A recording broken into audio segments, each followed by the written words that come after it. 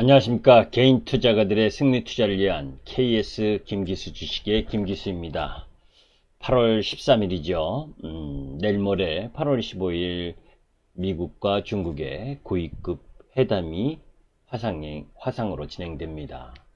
그 속에서 어떤 결과가 나올지, 또 미국과 중국의 싸움이 또 파국으로 이어질지, 아니면 잘 마무리가 돼서 시장의 긍정적인 방향으로 이어갈지 예상을 한번 해봐야죠. 그래야 내일 이제 금요일을 앞둔 시점에서 앞서 이야기했었던 공매도 공청회 결과와 함께 공매도가 연장이 될 거냐, 금지가 연장이 될 거냐, 또 아니면 부분적인 해소를 할 거냐라고 하는 부분이나, 또 그 속에서 이 8.15 미중 고위급 회담이 어떻게 진행될 것이냐, 둘 다 안 좋은 방향으로 간다면 시장은 좀 조정을 보일 가능성이 있죠. 그동안 상승도 많이 했었기 때문에, 그죠?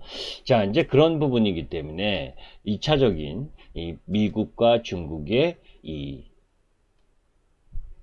분쟁, 싸움, 이 부분에 대한 속에서 회담이 어떤 식으로 나올 것인지에 대한 결과를 유추해 본기 이전에 5월 말에 미국과 중국이 관계악화가 극에 달하던 시점에 이야기했었던 압박 이유 세 가지에 대한 이야기를 다시 한번 정리하도록 하겠습니다. 요 근래에도 계속된 화해의 압박뿐만이 아니라 틱톡과 유챗에 대한 사용금지 행정명령에 서명한 트럼프가 또다시 중국과 관련된 중국 기업들의 이 부품들을 미국 정부가 사용하지 못하게 하는 그런 부분들까지 여하튼 기술과 연관성 있는 부분에 있어서 계속된 압박을 하고 있다라고 하는 부분을 우리가 다시 한번 염두에 두고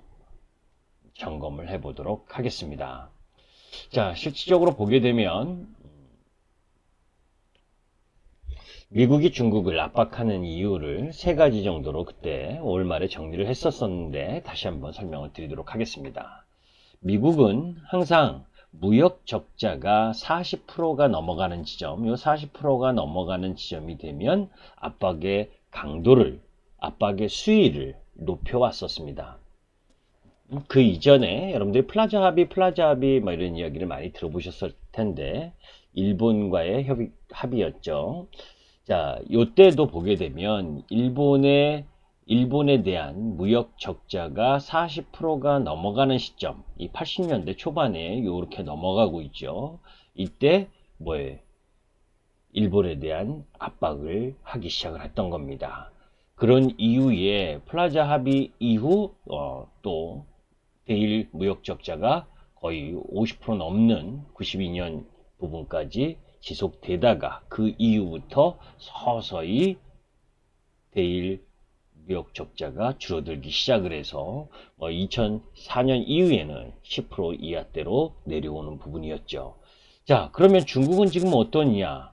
중국에 대한 무역 적자 이 네모난 그래프를 보시면 지금 2008년부터 중국에 대한 무역 적자가 40% 이상 올라오고 있는 것을 여러분들이 보고 계실 겁니다.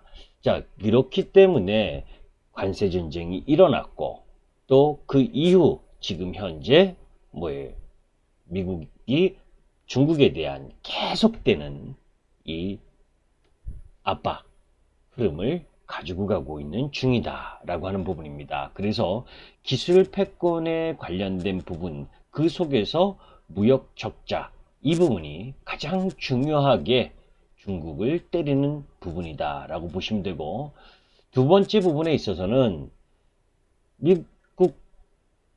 미국하고 중국하고 관세 무역 합의를 했는데, 그죠? 지금 그 목표치와 지금 이건 3월 수치인데 조금 있다가 이제 그 이후 상반기 수치를 보여드리겠지만 생각보다 너무 진행률이 더딘 거죠. 그죠? 지금 실질적으로 보게 되면 2020년 목표치라고 할 수 있는 부분에 있어서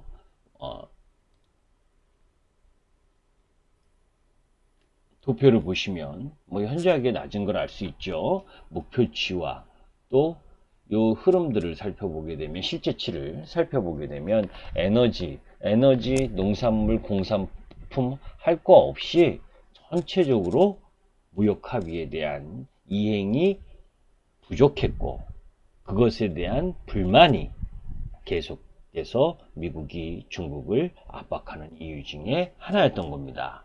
또 세 번째로 미국이 중국을 압박하는 이유 부분은 코로나19 책임론이죠. 그죠? 중국에서 발생했다, 중국 우한 폐렴이다, 뭐 하면서 계속해서 확진자 수가 가장 많은 미국이 뭔가 누군가에게는 핑계를 대야 되는데 그 부분을 중국에 넘기려고 하는 부분이죠. 그 근본적인 이유가 뭐냐면 트럼프의 지지율입니다. 살펴보시면 이 코로나 이전까지만 해도 트럼프 지지율과 그죠?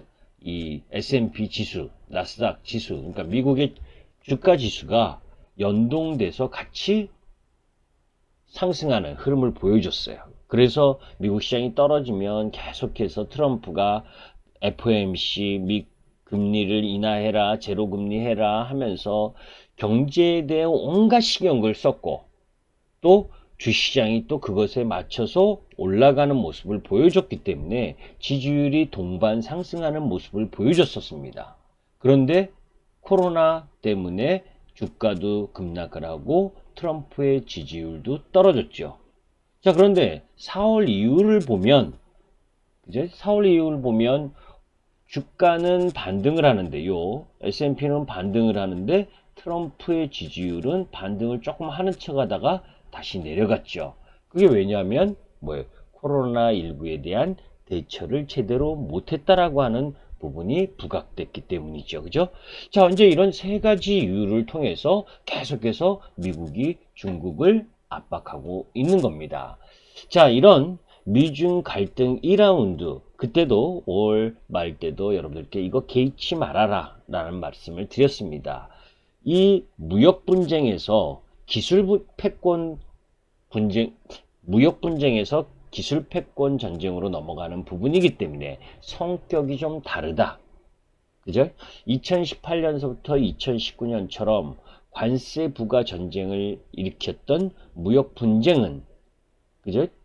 지금 와서 쉽지가 않다. 왜냐하면 이미 2019년 8월에 관세 부과를 유예했고 또 12월에 합의를 한 상황에서 추가 관세 부과의 방식은 매우 낮다라고 판단되고 그 이유가 주로 관세 부과는 소비재 품목인데 실업률이 4%를 밑돌던 2019년에도 못하던 걸 그죠? 코로나19로 인해서 실업률이 20%까지 치솟았다가 지금은 소폭 줄어들긴 했어도 그게 쉽지 않은 상황이었기 때문입니다. 그죠? 자, 그런 흐름이었기 때문에 이런 무역 분쟁에서 기술 패권의 흐름으로 넘어가는 상황에서 한국 경제에 미치는 영향이 일정 정도 다를 수 있다는 거죠. 계속해서 관세 전쟁으로 나가게 되면 우리나라도 그 피해를 2018년, 19년 그것 때문에 주가가 떨어지기도 했잖아요. 그죠? 급락을 했죠. 떨어지기도 한 게 아니라. 자, 여기서 왜 다르다라고 하냐면 무역 분쟁은 글로벌 전체 교역량 유축이 되기 때문에 전체 파이가 줄어들고 그런 흐름들이기 때문에 수출 국가인 우리나라에게 치명적인 영향을 미칠 수밖에 없는 부분이지요. 그런데 기술 패권이라고 하는 부분은 전체 파이가 증가하는 곳에서 누가 시장의 주도권을 갖고 가느냐 하는 싸움이기 때문에 그죠? 중국과의 기술 격차가 좁혀져 가던 상황에서 속도가 늦춰지는 반사이 가능성도 존재한다는 겁니다. 그죠? 중국을 계속 기술 패권에 대한 부분에 있어서 규제나 압박을 하게 되면 중국이 지금 반도체 굴기니 디스플레이는 다 따라왔고 그죠? 이런 이 초정밀한 이 기술에 대한 부분이 자꾸 좁혀져 가는 흐름이었었는데, 이런 규제 흐름들을 갖고 가면 뭐예요?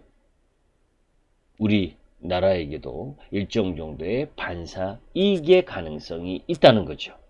그죠? 자, 다음으로 보게 되면 1985년 플라자 합의에 의해 반도체 점유율을 보는 겁니다. 사실은 일본의 반도체 점유율이 이 맨 상단에 놓여 있는 부분입니다. 이렇게 84년 고점을 치다가 이렇게 쭉 내려가고 2002년 계속 하향 곡선을 그리고 있는 모습이죠. 그죠? 자, 그런데 그런데 아메리카 이 시커먼 라인 부분은 뭐예요? 그 일본을 압박한 이후에 90년대부터 뭐예요? 서서히 올라왔죠. 반도체 점유율이. 그런데 다른 나라는 어땠느냐? 그죠? 다른 나라 부분도, 우리나라를 포함해서 다른 나라 부분도 역시 같이 점진적으로 올라왔다라고 하는 부분입니다. 여기죠. 그러니까 이 중국에 대한 기술 패권, 관세 부과를 통한 무역 전쟁이 아니라 기술 패권의 우위에 서기 위한 일정 정도의 압박 정도라면 상대적으로 우리나라에게 득이 될 수 있는 부분도 있다는 거죠. 자, 그러면 그런 가운데에서 이번 8.15 미중 고위급 회담이 이제 나쁘지 않을 가능성이 높다라고 보는데, 그 이유 부분은 이렇습니다. 자, 지금 이 6개월 전 시행된 1단계 무역 합의 이행 상황을 점검할 그런 회담의 성격인데, 사실 무역 합의를 통해 약속한 중국의 대미 수입 확대가 목표에 미달했기 때문에 사실 서로 분쟁할 가능성이 높겠죠. 그죠? 그리고 미국이 문제 제기를 통해서 압박을 더 할 가능성이 높고, 또 그런 부분들에 대해서 싸우게 되면 더 크게 나아갈 가능성도 있죠. 여러분들 그 이전에도 미국이 중국의 영사관을 폐쇄했다, 또 거기에 또 중국이 맞받아치고 했었던 그 분쟁, 또 홍콩 국가안보법 통과로 인해서 위구르 인권법 통과하고 난리 쳤잖아요. 그죠? 그러면서 지금 계속 그런 것들이 이어오고 있는 부분이기 때문에, 지금 아까 도표에서 본 것처럼 아까는 3월까지였고 이 도표는 요 상반기 6월까지 보게 되면 실질적으로 에너지나 농산물, 공산품 다 못 미치는 부분이죠. 그죠? 특히 이 농산물 부분, 그죠? 이 하늘색 부분은 현저하게 이행률이 19% 정도밖에 안 되니까, 그죠? 그런 부분들에 의한 부분이기 때문에 이 지금 대선을 3개월 앞둔 트럼프의 입장에서는 열받는 거지. 그죠? 여하튼 그런 흐름들 속에서 이 무역 협상과 관련된 부분을 이 8월 15일 날 회담을 하게 되는데, 여기까지를 상정해서 놓고 보면 당연히 좀 걱정스러운 회담일 수 있습니다. 자, 그런데 사실은 중국은 1분기 그 코로나 충격에서 벗어난 이후에 2분기부터는 무역 합의 이행을 위해서 나름 노력하는 모습을 보이고 있는 부분입니다. 왜냐하면 전체 수입 내, 마지막 그래프를 보게 되면 전체 수입 내 대미 수입 비중은 2019년 5.9%, 5.9% 부분에 있어서 상반기에 6.1% 정도, 그리고 7월에는 이 6.4%까지 늘어나고 있고, 그러니까 전체 수입 내의 대미 수입 비중이, 특히 에너지 분야 무역 합의 이행률도 1분기에 1.6%에서 상반기 누계 전체적으로 보게 되면 11%로 늘어난 것도 일정 정도 노력을 보였다라고 하는 부분이죠. 또 지난 8월 11일 날 그 레리 커들로 백악관 국가경제위원장이 중국이 합의 이행 수준이 적절하다고 언급하면서 미중 무역 합의가 파기되지 않을 것임을 강조했는데, 왜냐하면 무역 합의 파기의 실익이 없고 중국이 최근 합의 이행에 속도를 내고 있는 것 등이 고려된 것으로 보입니다.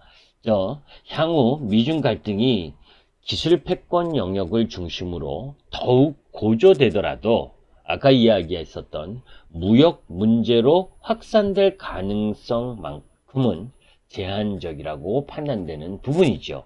자, 그렇다면 제가 엊그제 이야기했었던 부분 중 시장에 행여 조정이 들어올 수 있을 명분이 나타날 부분이라면 두 가지 정도다. 하나는 뭐예요? 공매도 금지, 이 제한에 대한 공청회에서 9월 15일 날 바로 코스피나 코스닥 다 해제하는 부분, 그거와 또 8월 15일 우리 금요일 장 끝나고 미국 시간으로 8월 15일 날 회담을 하게 되는데 거기서 안 좋은 결과가 나올 경우엔 그 다음 주 다소 부담스럽잖아요.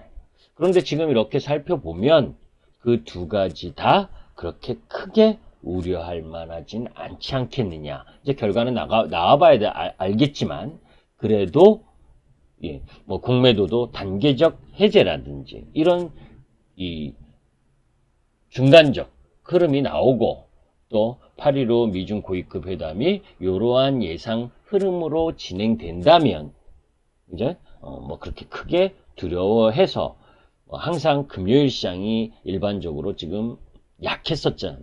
그죠? 그 약한 부분이었지만 그래도 약한 흐름 속에서 뭐 비중을 더 확대하지는 않더라도 가지고 있는 비중을 줄일 이유는 없지 않겠느냐라는 부분이고, 오히려 이제 내일 시장이 후반부에 이러한 우려로 하락을 한다면 오히려 매수를 좀 더 하고 가는 전략도 필요하지 않겠느냐라는 부분 때문에 다시 한번 이 8.15 미중 고위급 회담에 앞서서 이제 한번 예측을 해보는 시간을 여러분들과 함께 가졌습니다. 감사합니다.